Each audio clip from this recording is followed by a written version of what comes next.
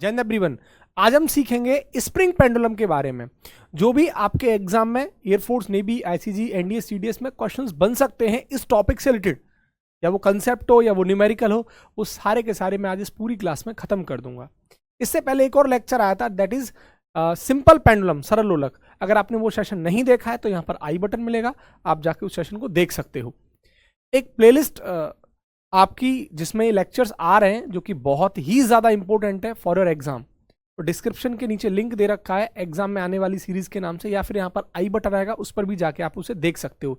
ये पूरी सीरीज बहुत ही ज़्यादा इंपॉर्टेंट है। ये उन एस्पिरेंट्स के लिए है जो लग रहा है कि आपके एग्जाम नियर है, 1 या 2 महीने पहले एग्जाम है या 30 दिन पहले एग्जाम है, अब लग रहा है कि हमने सब कुछ पढ़ लिया, अब क्या पढ़ें। एक रिवीजन के तौर पर हमें सेशन चाहिए और हमें वो बूस्टअप मिल जाए जिससे ये पता लग जाए कि भाई क्या क्या जरूरी है एग्जाम में, जिससे कि हमारे कॉन्फिडेंस बिल्ड हो जाए। ये सीरीज उन लोगों के लिए है, अगर आपने पहले से कंसेप्ट पढ़ रखे हैं तब आपके लिए बहुत ज्यादा ये बेनिफिशियल होने वाली है सीरीज। एक रिवीजन के तौर पर आपके लिए काम आएगी और आप सीखना चाहें तो यहां से भी बहुत कुछ सीख सकते हैं। ठीक है, चलो समझते हैं स्प्रिंग पेंडुलम, स्प्रिंग लोलक के बारे में। तो पहले मैं कंडीशन बता दूं कि किस कंडीशन पे आपको स्प्रिंग पेंडुलम को पढ़ना है। आपके पास एक स्प्रिंग है और उसमें एक बक्सा लगा हुआ है। ऐसे फील करो आपके सामने एक दीवार है, उसमें एक स्प्रिंग लगी हुई है और यहाँ कोई बक्सा लगा हुआ है, मैं उसे खींच रहा हूँ, ये हो गई स्प्रिंग। अब ये जो सरफेस होगी ये फ्रिक्शनलेस सरफेस होगी। अगर किसी सरफेस पे रखा हुआ है, किसी सतह पे रखा हुआ है, तो वो सरफेस फ्रिक्शनलेस होगी, यानी घर्षणहीन सतह होगी, वहां कोई फ्रिक्शन नहीं लग रहा होगा, ये आपको मान के चलना है। और ये जो बक्सा है पॉइंट मास का होगा, यानी बहुत छोटा पॉइंट जैसा। वैसे पॉइंट मास नाम की चीज एग्जिस्ट नहीं करती, बट अब मान रहे हैं कि एक पॉइंट मास यानी बहुत छोटा मास, बिंदु द्रव्यमान। और ये जो स्प्रिंग है वो मासलेस होगी, मासलेस, द्रव्यमानहीन। जबकि ईमानदारी से प्रैक्टिकली मासलेस स्प्रिंग और पॉइंट मास जैसी चीज फिजिक्स में एग्जिस्ट नहीं करती है, बट एक कंसीडर करके हम चल रहे हैं। इस कंडीशंस पर हमें स्प्रिंग पेंडुलम को पढ़ना है। ठीक है, चलो देखो, ये मेरे पास एक स्प्रिंग है और उस स्प्रिंग को जो है ये हॉरिजॉन्टल थी, मैंने इसी स्प्रिंग को क्या कर दिया, वर्टिकली लटका दिया और यहाँ एक एम मास का बक्सा लटका हुआ है। अब मैं क्या कर रहा हूं, इस स्प्रिंग को खींच रहा हूं, इस स्प्रिंग को खींच रहा हूं। तो इसको मैं खींच रहा हूं मतलब एक फोर्स लगा रहा हूं, तो इसको बोलते हैं अप्लाइड फोर्स, यानी आरोपित बल। अगर मैं इस स्प्रिंग को खींच रहा हूं तो स्प्रिंग क्या करेगी, अपनी मीन पोजीशन पर वापस जाने की कोशिश करेगी। मान लेते हैं ये मीन पोजीशन है, ये मान लेते हैं क्या है, माध्य स्थिति, मीन पोजीशन।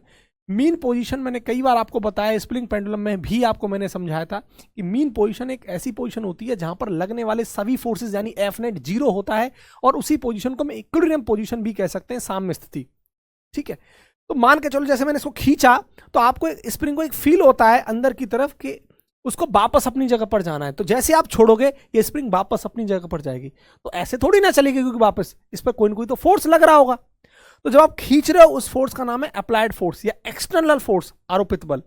लेकिन जब स्प्रिंग अपनी मीन पोजीशन पर जाती है तो उस फोर्स का नाम होता है रीस्टोरिंग फोर्स, इसे हिंदी में कहते हैं प्रत्यानयन बल।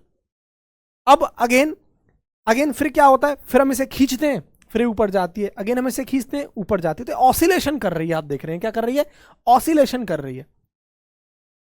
ठीक है, इसे हम सिंपल पेंडुलम बोल रहे हैं, क्या कर रही है, स्प्रिंग पेंडुलम बोल रहे हैं, क्योंकि स्प्रिंग क्या कर रही है, दोलन कर रही है, ऑसिलेशन कर रही है।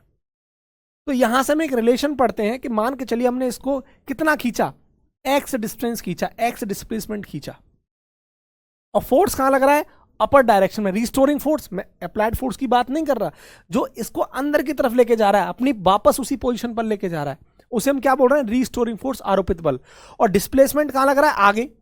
तो ये और ये दोनों क्या है, अपोजिट डायरेक्शन में है। तो क्या मैं ऐसा नहीं बोल सकता कि जो रिस्टोरिंग फोर्स होगा यानी प्रत्यानयन बल, और जो एक्स होगा डिस्प्लेसमेंट, ये दोनों वेक्टर हैं एक्चुअली में। तो अगर मैं माइनस लगा दूं तो कोई गलत बात है नहीं, क्योंकि माइनस तो क्या बता रहा है, डायरेक्शन बता रहा है, क्योंकि दोनों वेक्टर हैं। और माइनस क्या बता रहा है, डायरेक्शन की। फोर्स तो रिस्टोरिंग फोर्स तो कहां लग रहा है, ऊपर की तरफ, डिस्प्लेसमेंट कहां हो रहा है, नीचे की तरफ। कहने का मतलब ये क्या बता रहा है, डायरेक्शन। इसी लॉ का नाम है दैट इज हुक्स लॉ। इसे क्या बोलते हैं, हुक्स लॉ। आपके एग्जाम में पूछा जा चुका सवाल है हुक्स लॉ। ठीक है, यहां से जब एक प्रोपोर्शनलिटी का जो साइन आप हटाओगे तो यहां से एक फॉर्मूला निकल के आएगा, दैट इज के। ठीक है, एक चीज निकल के आएगी के, और के को मतलब क्या बोलते हैं, स्प्रिंग कांस्टेंट। स्प्रिंग कांस्टेंट, या इसे हम फोर्स कांस्टेंट भी आप बोल सकते हो, बल नेतांक या फिर स्प्रिंग नेतांक भी बोल सकते हो। ये के है। ठीक है, और के बराबर क्या हो जाएगा, माइनस एफ अपॉन एक्स। इसकी यूनिट निकाल दो, न्यूटन पर मीटर। और यहाँ से डायमेंशनल फॉर्मूला भी आप निकाल सकते हो, फोर्स का ML_T-2 और x का L, तो ML0T-2 यानी K का ये DF भी आ गया। तो K के बारे में, अब K क्या है इसको थोड़ा सा अभी मैं आज थोड़ा एक्सप्लेन करने वाला हूं, थोड़ी देर बाद अभी, ठीक है। अब देखो यहां पर हमें क्या करना है, जो हमारा मेन टारगेट है वो है कि जो स्प्रिंग SHM कर रही है ना। अब SHM की ध्यान से मेरी बात को समझना, ये कम डिस्टेंस तय करेगी, हम ऐसा मान के चलेंगे। देखो SHM था क्या, SHM एक स्ट्रेट लाइन मोशन है, ये बात मैंने सिंपल पेंडुलम में आपको बहुत अच्छे से समझाई है। तो इस सेशन को देखने से पहले आप जरूर सिंपल पेंडुलम को जरूर देखें, ठीक है। तो SHM क्या, एक सिंपल हार्मोनिक मोशन है, उसे स्ट्रेट लाइन मोशन बोलते हैं, ठीक है। तो ये भी क्या कर रही होगी, स्ट्रेट लाइन मोशन कर रही होगी। अब इसका जो टाइम पीरियड होता है, जो T क्या है स्प्रिंग पेंडुलम का टाइम पीरियड, वो होता है 2π√m/K। यहां पर m क्या बोल रहे हैं, इनर्शियल फैक्टर, तो जिसका मास ज्यादा होता है उसका इनर्शिया ज्यादा होता है। अब K क्या है, K इफेक्टिव, स्प्रिंग कांस्टेंट बोल दो या फोर्स कांस्टेंट, तो K यहां पर चेंज होगा, प्रभावी K बोल रहे हैं, इसे प्रभावी M बोल रहे हैं, ये भी चेंज होगा।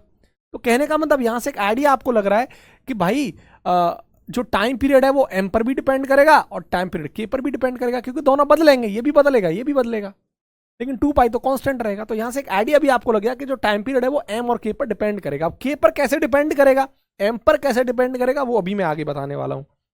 दूसरी बात, देखो फ्रीक्वेंसी का टाइम पीरियड के साथ क्या रिलेशन होता है, आवृत्ति। फ्रीक्वेंसी को हिंदी में क्या बोलते हैं, आवृत्ति। तो देखो इनवर्सली प्रोपोर्शन का रिलेशन होता है।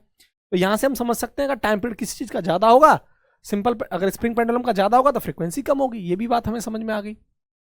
नेक्स्ट, अब देखो थोड़ा सा हम समझेंगे कि जो टाइम पीरियड है वो, अगर सिंपल पेंडुलम का जो हमारे पास फॉर्मूला होता था तो वो क्या था, 2π√L/G। तो वहां टाइम पीरियड LG पर डिपेंड करता था। अगर आप अर्थ की सरफेस से ऊपर जाओगे नीचे जाओगे तो G कम होगा, और जब G कम होगा तो टाइम पीरियड बढ़ता था, क्योंकि इनवर्सली प्रोपोर्शनल होता था। लेकिन यहां स्प्रिंग पेंडुलम में कहीं भी G आपको दिखाई दे रहा है नहीं, इसलिए स्प्रिंग पेंडुलम का जो टाइम पीरियड है वो G पर डिपेंड नहीं करता। चाहे आप ऊपर जाओ अर्थ की सरफेस से, चाहे नीचे जाओ, गड्ढे में जाओ, खदान में जाओ, चट्टान पर जाओ, चंद्रमा पर जाओ, कोई फर्क नहीं पड़ता। अगर स्प्रिंग पेंडुलम वाली वॉच को, अगेन स्प्रिंग पेंडुलम वाली वॉच को चंद्रमा पर लेके जाएं, चट्टान पर लेके जाएं, तो टाइम पीरियड पर कोई प्रभाव नहीं पड़ेगा, क्योंकि ये G पर डिपेंड नहीं करता। लेकिन सिंपल पेंडुलम वाले केस में टाइम पीरियड G पर डिपेंड करता है। अगर आप ऊपर लेके जाओगे किसी चट्टान पर तो G की वैल्यू घटेगी, तो T वहां बढ़ जाएगा। यही मैंने बस समझाया कि time period of spring pendulum does not depend on G, so time period on any planet become same. Her planet पर जो टाइम पीरियड होगा अकॉर्डिंग टू स्प्रिंग पेंडुलम वो सेम होगा। अगर स्प्रिंग पेंडुलम क्लॉक होगी तो वो वहां सेम रहने वाला है टाइम पीरियड, क्योंकि G पर डिपेंडेंसी नहीं है इसकी। दूसरी बात हमने समझा था कि जो टाइम पीरियड है वो अभी M पर डिपेंड करेगा और K पर डिपेंड करेगा। अब M पर कैसे डिपेंड करेगा, अगर मास ज्यादा होगा तो इनर्शिया भी ज्यादा होगा, इनर्शिया मतलब जड़त्व। तो अगर इनर्शिया ज्यादा होगा, मास ज्यादा यानी इनर्शिया ज्यादा, तो आपका टाइम पीरियड भी ज्यादा, और टाइम पीरियड ज्यादा तो फ्रीक्वेंसी क्या होगी, कम। क्योंकि अभी मैंने आपको रिलेशन बताया कि टाइम पीरियड और फ्रीक्वेंसी का ये रिलेशन होता है, ठीक है। बोलो कोई दिक्कत, इस रिलेशन से बात हमें पता लग रही है, क्लियर। दूसरी बात, लेकिन टाइम पीरियड जो होता है वो K पर भी डिपेंड करता है। यहां से आपको ये फील आएगा कि अगर K ज्यादा होगा तो टाइम पीरियड कम होगा, और K अगर कम होगा तो टाइम पीरियड ज्यादा होगा। अब कैसे डिपेंड करेगा K पर, K है क्या, वो सारी बातें मैं आपको समझाने वाला हूं। देखो K एक्चुअली K हमें ये बताता है, जो स्प्रिंग कांस्टेंट है ये हमें ये बताता है कि स्प्रिंग जो है वो कितनी कठोर है, कितनी हार्ड है, कितनी स्टिफनेस है उसके अंदर, कितना कड़कपन है। तो K हमें ये बताता है कि जो स्प्रिंग है वो कितनी हार्ड है। जितनी ज्यादा स्प्रिंग हार्ड रहेगी, कठोर रहेगी, स्टिफ रहेगी, उतना ज्यादा उसकी K की वैल्यू रहेगी। अगेन K है क्या, K हमें ये बताता है कि जो स्प्रिंग है वो कितनी हार्ड है, कितनी स्टिफ है, कितनी कठोर है, कितना उसमें कड़कपन है। जितना ज्यादा K की वैल्यू उतना ज्यादा स्टिफ रहेगी, उतना ज्यादा हार्ड रहेगी वो स्प्रिंग, उतना ज्यादा कठोर हो उसमें, उतना ही ज्यादा कड़कपन रहेगा, ठीक है। जैसे एग्जाम्पल के तौर पर, अगर एक पेन आया करती थी, जो अभी जो पेन आती है ऊपर से दबाने वाली, जिन्हें गुटके की पेन बोला करते हैं अक्सर, तो जब आप दबाओगे तो उसके अंदर जो स्प्रिंग है वो बहुत हल्की होती है, उसमें की क्या K की वैल्यू कम होती है।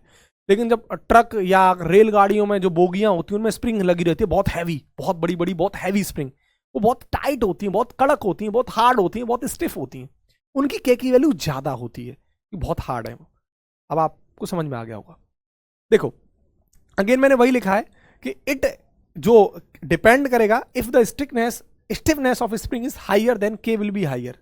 अगर कड़कपन ज्यादा है तो सीधी सी बात है के की वैल्यू ज्यादा होगी। ठीक, नेक्स्ट, के और किन किन बातों पर डिपेंड करता है? कि एक्चुअली स्प्रिंग की लंबाई पर भी डिपेंड करता है, उसके डायामीटर पर भी डिपेंड करता है। मैंने लिखा नहीं बट समझा देता हूं आपको। के डिपेंड करता है उस डायमीटर पर भी डिपेंड करता है ना, लेंथ पर भी डिपेंड करता है, और के नेचर ऑफ मटेरियल पर भी डिपेंड करता है कि वो जो मटेरियल है वो स्प्रिंग किसकी बनी हुई है। मान के चलिए एक स्प्रिंग लोहे की बनी हुई है, एक स्प्रिंग पीतल की बनी हुई है, एक स्प्रिंग सोने की बनी हुई है। तो अलग अलग मटेरियल की स्प्रिंग के लिए के की वैल्यू अलग अलग होगी। समझ पा रहे हो? तो के जो है नेचर ऑफ मटेरियल पर भी डिपेंड करता है, वस्तु के प्रकृति पर भी डिपेंड करता है कि किस मटेरियल की बनी है। तो अलग अलग मटेरियल के लिए के की वैल्यू अलग अलग होती है। बट आपके लिए जो इंपॉर्टेंट है वो ये पॉइंट ज्यादा इंपॉर्टेंट है, इसलिए मैंने उनको नहीं लिखा। तो के की वैल्यू लेंथ पर भी डिपेंड करेगी, डायमीटर पर भी डिपेंड करेगी, यानी एक क्रॉस सेक्शन डायमीटर पर डिपेंड करेगी। इसका मतलब वो आपके area of the cross section, अनुप्रस्थ काट के क्षेत्रफल पर भी डिपेंड करेगी, और सीधी सी बात है नेचर ऑफ मटेरियल पर भी डिपेंड करेगी। लेकिन आपके लिए ये पॉइंट ज्यादा इंपॉर्टेंट है, लेंथ ऑफ स्प्रिंग का। इस पर क्वेश्चन बनता है नेवी में। देखो के जो है लंबाई पर इस तरीके से डिपेंड करती है। कैसे करती है आपको पूरा फील आएगा। के जो है लेंथ के इनवर्सली प्रोपोर्शनल होता है। अब आपको यहां से एक बात समझ में आ रही होगी, अभी आपने एक फॉर्मूला पढ़ा कि जो टाइम पीरियड का जो फॉर्मूला था वो क्या था, 2π√m/k, यही तो था। ठीक है, और के मैंने बताया एल के क्या, इनवर्सली प्रोपोर्शनल। तो आपको इस फॉर्मूले से यहां से पता लग रहा है कि टी तो के इनवर्सली प्रोपोर्शनल है और के एल के इनवर्सली प्रोपोर्शनल है। तो मैं इसको ऐसे लिख सकता हूं फॉर्मूले को, ऊपर जो लिखा हुआ है। तो इस फॉर्मूले का मतलब क्या हुआ कि इसका मतलब हुआ कि अगर के की वैल्यू ज्यादा हुई, मतलब स्प्रिंग जितनी हार्ड होगी, स्प्रिंग जितनी हार्ड होगी उतना उसकी टी की वैल्यू कम होगी। यानी टी की वैल्यू कम होने का मतलब है उतना ही वो जल्दी वापस अपनी जगह पर आएगी, नंबर ऑफ ऑसिलेशन फास्ट करेगी, जो साइकिल होगी उसकी वो फास्ट करेगी उसको। दोबारा से मैं रिपीट करता हूं, जितना ज्यादा के की वैल्यू होगी, जितना ज्यादा के की वैल्यू होगी उतना टी की वैल्यू कम होगी। ठीक है, इसका मतलब हुआ कि जितनी हैवी स्प्रिंग होगी, जितनी हार्ड स्प्रिंग होगी, वो वापस उतनी जल्दी अपनी जगह पर आएगी, कम टाइम में आएगी। अगर के की वैल्यू क्या होगी, कम, मतलब वो हल्की स्प्रिंग होगी, पेन वाली स्प्रिंग होगी, बहुत हल्की स्प्रिंग, के की वैल्यू कम, टाइम पीरियड ज्यादा, तो वापस उसको अपनी जगह पर आने में समय लगेगा। ये बिल्कुल सही बात है। आप दो स्प्रिंग लेना, एक बहुत हैवी स्प्रिंग लेना और बहुत हल्की वाली स्प्रिंग लेना, हल्की सेम लेंथ की लेना, एकदम सेम मटेरियल की लेना, सेम लेंथ की लेना, सेम मटेरियल की लेना। जब आप खींच रहे होगे दोनों को तो वो हैवी वाली जो स्प्रिंग है वापस अपनी जगह पर जल्दी आएगी। तो अगर के की वैल्यू कम होगी तो टाइम पीरियड बढ़ जाएगा, मतलब ज्यादा समय लगेगा अपनी जगह पर आने पर। के की वैल्यू कम होगी तो टाइम पीरियड बढ़ जाएगा, के की वैल्यू ज्यादा होगी तो टाइम पीरियड कम हो जाएगा, मतलब जल्दी अपनी जगह पर आएगी। तो यहां से एक रिलेशन आपको पता लग रहा है, के की वैल्यू ज्यादा तो एल कम होगा, एल कम होगा तो टाइम पीरियड कम हो जाएगा। ठीक, ये एक रिलेशन आपको यहां से फील आ रहा है। सेम फ्रीक्वेंसी के साथ रिलेशन हम लगा सकते हैं। अगर के की वैल्यू ज्यादा तो टी की वैल्यू कम, टी की वैल्यू कम तो फ्रीक्वेंसी ज्यादा। भाई अगर मैं इसका फ्रीक्वेंसी के साथ भी एक रिलेशन दे दूं तो ये आ जाएगा 1/f। ये देख लो, फ्रीक्वेंसी के साथ ये रिलेशन आ गया, ये आ गया। ठीक, चलो नेक्स्ट एक क्वेश्चन देख लेते हैं। मान के चलो दो स्प्रिंग हमारे पास हैं, एक स्प्रिंग ये रही जिसकी लंबाई L1 है, एक स्प्रिंग L2, लेकिन इसमें कंडीशन है कि दोनों सेम पदार्थ यानी सेम मटेरियल की बनी हुई है, made up of same material. तो अब हमसे पूछ रहे हैं बताइए के किसका ज्यादा होगा। अभी हमने रिलेशन पढ़ा था कि के एल के साथ ये रिलेशन होता है, तो जिसकी लंबाई ज्यादा होगी उसका के कम होगा। लंबाई किसकी ज्यादा है, इसकी, तो के किसका ज्यादा होगा, इसका, पहली वाली स्प्रिंग का ज्यादा होगा, जिसका मान लेते हैं इसका K1 है, के इसका K1 है और उसका K2 है, तो K1 is greater than K2। ठीक है, नेक्स्ट अगला एक जनरल क्वेश्चन देखो जो आईसीसी में पूछा जा चुका है। सवाल यह है कि यदि स्प्रिंग की लंबाई को n टाइम्स काट दिया जाए बराबर बराबर हिस्सों में, n times, if spring length is cut by n equal parts, ऐसे लिख दो, cut by n equal parts, n equal times लिख दो। ठीक है, तो n बराबर बराबर हिस्सों में काट दिया जाता है, तो तब टाइम पीरियड क्या होगा स्प्रिंग का। तो ध्यान से सवाल को समझना। जैसे मान के चलो मेरे पास एक स्प्रिंग है, ये रही, ये एक स्प्रिंग है मान लेते हैं, और इस स्प्रिंग की लंबाई L मान लेते हैं हम। ठीक है, अब मैंने आपसे कहा इसकी लंबाई L है और इसके दो टुकड़े कर देता हूं मैं बराबर बराबर, यानी ये, तो ये वाला हिस्सा तो कितना आ जाएगा L/2, और ये वाला भी हिस्सा L/2 मान लेते हैं। L डैश की वैल्यू कितनी आ गई, L/2 आ गई। कोई दिक्कत, तो एल डैश की वैल्यू कितनी आ जाएगी, L/2। तो अगर मैंने यही बोला आपसे कि एक स्प्रिंग है और उसकी स्प्रिंग की लंबाई क्या है, पूरे की L है, अब इसके n बराबर बराबर टुकड़े काट दो, n बराबर बराबर टुकड़े, ठीक। तो हर टुकड़े की जो लंबाई होगी बराबर n बराबर बराबर टुकड़े, तो हर टुकड़े की लंबाई क्या हो जाएगी, L/n L/n L/n L/n। समझ पा रहे हो? अगर मैंने 2 टुकड़े करे तो इसकी भी L/2 L/2, अगर इसके 3 टुकड़े करता बराबर बराबर L/3 L/3 L/3, 4 टुकड़े करता तो L/4 L/4 L/4 L/4। ठीक वैसे ही n टुकड़े करें तो L/n L/n L/n L/n। इतनी बात समझ में आ गई? अब यहां से एक बहुत इंपॉर्टेंट बात, अभी हमने एक रिलेशन पढ़ा था L का K के साथ, बताओ यही तो रिलेशन था। जिसका L ज्यादा होगा वहां K कम होगा, जिसका L कम होगा उसका K ज्यादा होगा, यहां से एक रिलेशन मिल रहा है। तो अगर L L/n होगा तो भाई L तो कम हो गया, जब L कम होगा तो K ज्यादा होगा, तो रिलेशन यहां से इनवर्सली प्रोपोर्शनल है। अगर L बढ़ेगा तो K घटेगा, L घटेगा तो K बढ़ेगा, इनवर्सली प्रोपोर्शनल रिलेशन है। अगर L L/n हो गया तो K क्या हो जाएगा, n टाइम्स ऑफ K नहीं हो जाएगा। यहां से सीधा सीधा रिलेशन पता लग रहा है। मतलब अगर ये लंबाई, अब जो एल डैश है ये वाला हिस्सा L/n हो गया, तो अगर पूरे का मैं मान लूं जो स्प्रिंग कांस्टेंट है वो K है, तो इस वाले टुकड़े का कितना हो जाएगा, कितना आ जाएगा, n टाइम्स ऑफ K बढ़ जाएगा। भाई लंबाई तो घट गई ना, फील करो टोटल लंबाई L, इस वाले टुकड़े की लंबाई L/2, तो लंबाई घट गई ना, कितना 1/2 टाइम्स, आधा घट गई। तो K क्या है, आधा बढ़ जाएगा, 2 टाइम्स बढ़ जाएगा, सॉरी कितना टाइम्स बढ़ जाएगा, 2 टाइम्स बढ़ जाएगा। लंबाई 1/2 टाइम्स हो गई तो K 2 टाइम्स बढ़ जाएगा। ठीक वैसे ही n टाइम्स लंबाई घट गई तो K क्या, n टाइम्स बढ़ जाएगा, बढ़ गया। अब सिंपल फॉर्मूले के अंदर पुट करना है, ये K इफेक्टिव की वैल्यू है, K इफेक्टिव की वैल्यू पुट कर दो सीधा सीधा n के, तो नया टाइम पीरियड ये आएगा। अब इस पर क्वेश्चन बन सकता है, एक क्वेश्चन देख लो इस पर। क्वेश्चन ये है कि एक स्प्रिंग पेंडुलम है और उसका टाइम पीरियड T है और उसको बराबर बराबर 3 हिस्सों में काट दिया जाता है, 3 इक्वल पार्ट्स में काट दिया जाता है, और जो मास पहले लगा हुआ था उसको 3 बराबर बराबर हिस्सों में कनेक्ट कर दिया जाता है उसी मास को। तो हमसे बोल रहा है कि टाइम पीरियड क्या होगा। तो सीधी सीधी बात यह है कि मान लेते हैं ये एक स्प्रिंग है और m मास इससे लगा दिया, मान लेते हैं, ठीक है, और बोल रहा है कि इसको 3 बराबर बराबर हिस्सों में काट दिया जाता है, ये बराबर बराबर हिस्सों में काट जाता है। अगर इस पूरे की लंबाई में L कंसीडर कर लेता हूं तो L है, तो ये बताओ L/3, ये L/3, ये L/3, ठीक। अब यहां से बोल रहा है कि बराबर बराबर हिस्सों में काट दिया जाता है और इसी मास को लगा दिया जाता है तीनों में, इसमें भी इसमें भी इसमें भी अलग अलग। अब टाइम पीरियड क्या होगा ये हमसे पूछ रहा है। तो अभी हमने पढ़ा था कि L का K का L के साथ क्या रिलेशन है, ये है। तो अगर इस वाले टुकड़े की लंबाई L डैश L/3 हो गई तो इस वाले टुकड़े का K बाई 3 टाइम्स बढ़ जाएगा ना, यही तो बताया था। तो n टाइम्स बढ़ जाएगा, मतलब 3 टाइम्स बढ़ जाएगा, तो 3K आ जाएगा। तो टाइम पीरियड सीधा सीधा क्या हो जाएगा, 2π√m/K इफेक्टिव, और K इफेक्टिव कितना बेटा, 3K, तो 2πm/3K रूट में, ये आपका रिजल्ट होगा, आंसर होगा। वैसे आप चाहो तो डायरेक्ट इसमें से फॉर्मूले में से इसको फील करके डायरेक्ट लिख सकते हो, बट मैंने इसको भी समझाया आपको, ठीक। नेक्स्ट कंडीशन, अब अगला क्वेश्चन ये बन जाता है कि अगर स्प्रिंग को की लंबाई को n टाइम्स बढ़ा दिया जाए तब टाइम पीरियड क्या होगा। The spring length is increase by n times. मान लो स्प्रिंग की लंबाई L थी, अब उसको बढ़ा दिया जाता है, 2 गुना कर दिया जाता है, पहले से 3 गुना कर दिया जाता है, 10 गुना कर दिया जाता है, 20 गुना कर दिया जाता है, मतलब n टाइम्स उसको बढ़ा दिया जाता है, तब टाइम पीरियड क्या होगा। क्लियर है? क्योंकि अभी आप सबने देखा था एक बहुत इंपॉर्टेंट रिलेशन मैंने कराया था कि कहीं ना कहीं जो टाइम पीरियड है वो आपका लंबाई पर डिपेंड कर रहा है, K पर भी डिपेंड कर रहा है, ठीक है। चलो, यानी ये रहा, अगर हमारे पास एक स्प्रिंग है, उसकी लंबाई L है, उसका और स्प्रिंग कांस्टेंट या फोर्स कांस्टेंट K है, और इसका मास इसमें m लगा हुआ है। अब इसको खींच के मैं n टाइम्स बढ़ा देता हूं। कितना टाइम्स बढ़ा दिया, अब पहले लंबाई तो L थी, लेकिन अब मैंने खींच के इसको कितना टाइम्स बढ़ा दिया, n टाइम्स। तो अब लंबाई कितनी हो गई, नई लंबाई n टाइम्स, मान लेते हैं 2 गुना बढ़ा दिया, 3 गुना बढ़ा दिया, तो n की जगह 2 लिख देंगे, तो n टाइम्स बढ़ा दिया।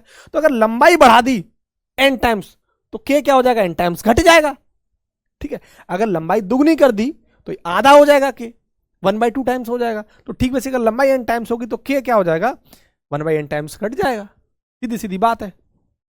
तो ठीक वैसे हमें क्या करना है, वही formula again, m/K effective, K effective की जगह वैल्यू पुट करनी है, K/n, n ऊपर पहुंच जाएगा, mn/K, ये फाइनल रिजल्ट आएगा आपका, ठीक है। अगर क्वेश्चन मिलता है कि बताओ अगर एक स्प्रिंग है उसकी लंबाई 3 गुना बढ़ा दी जाए तो नया टाइम पीरियड क्या होगा, सिंपल है, क्या हो जाएगा, 2π√, अब n की जगह क्या पुट कर दो, 3m/K, ठीक है।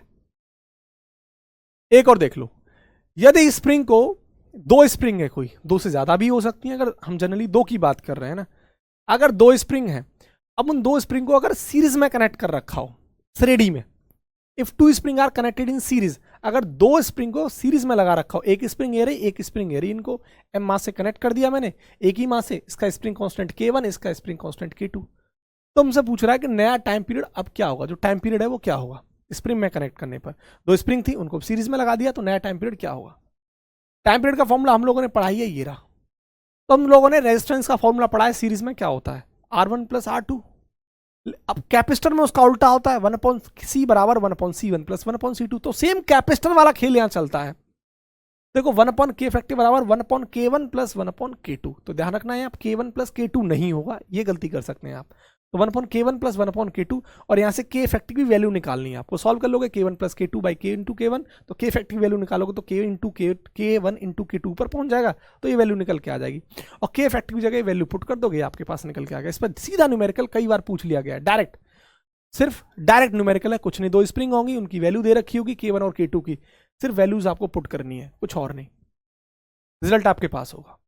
अब इसी कंडीशन में क्या है कि अगर दो स्प्रिंग दे रखी हो, पैरेलल लगा रखी हो समांतर क्रम में, if two spring are connected in parallel combination, समांतर क्रम में अगर लगा रखी है, तो नया टाइम पीरियड क्या होगा। तो एक स्प्रिंग ए रही, इसका K1 है, इसका स्प्रिंग कांस्टेंट K2 है, इसको एक मास से कनेक्ट कर रखा है हमने।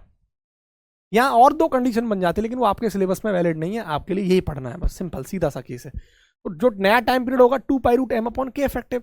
अब यहाँ जो रेजिस्टेंस वाली सीरीज वाली कहानी है वो लगा दोगे आप, R1 प्लस R2, तो यहाँ K1 प्लस K2 बन जाएगा। मतलब रिलेटिव कर लो कैपेसिटर से, कैपेसिटर में क्या होता है सीरीज में C1 प्लस C2, तो यहाँ क्या बन जाएगा K1 प्लस K2, तो K इफेक्टिव की वैल्यू कितनी आ जाएगी, ये आ जाएगी, ये आपका रिजल्ट है। तो यहाँ पर भी अगर न्यूमेरिकल बनता है तो सीधा आप लगा दो, सिर्फ वैल्यू पुट करके, ठीक है। आई होप आपको इस सारी बात समझ में आई होगी। यहाँ पर जो क्वेश्चंस बनने की पॉसिबिलिटी थी वो यही सारे केसेस थे, सीरीज और पैरेलल और एन टाइम्स, ठीक है। घट रहा है एन टाइम्स, उसको काटा जा रहा है, या फिर उसको एन टाइम्स पकड़ के बढ़ा दिया जाती है उसकी लंबाई, या फिर टाइम पीरियड के केसेस पर क्वेश्चन बन सकते हैं, स्प्रिंग पेंडुलम के केसेस में। सिंपल पेंडुलम ऑलरेडी आपकी हो चुकी है। अब मुझे इसी टॉपिक पर एक और क्वेश्चन कराना है, एक और टॉपिक कराना है इसी चैप्टर से, जो कि बहुत इंपॉर्टेंट है। डिस्प्लेसमेंट इक्वेशन आपको करानी है, वेलोसिटी करानी है, एक्सेलरेशन करानी है, और एनर्जी के बारे में। सेशन कैसा लगा कमेंट सेक्शन में कमेंट करके जरूर बताएं। जय हिंद।